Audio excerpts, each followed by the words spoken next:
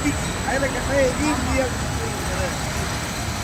அப்பயும் வந்து சிஏ அதுக்கு ஒரு அந்த பிரிவிலையும் ஒரு 7,000 8,000 இப்போ எகெயின் வந்து அது இயர்ஸ் கொடுத்ததுனால கோல்டானதுனால கட்டாயிடுச்சு.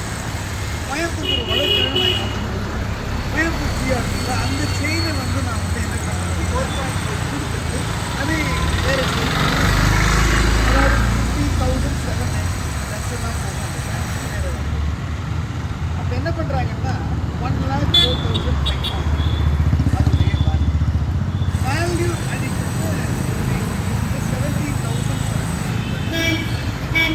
அதுக்கப்புறம் வந்து என்ன கேட்குறேன் அப்படின்னா ரைட் ஓகே ஆல் ரைட் இந்த gold chain what is the composition நம்ம மெட்டலர்ஜி தெரியும்.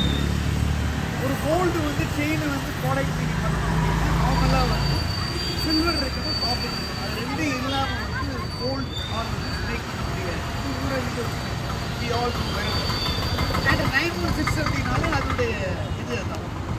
அப்போ என்னுடைய செயினில் வந்து தங்கத்துடைய பர்சன்டேஜ் 91.83, சில்வரோட பர்சன்டேஜ் 0.427, காப்பர் பர்சன்டேஜ் 7.737.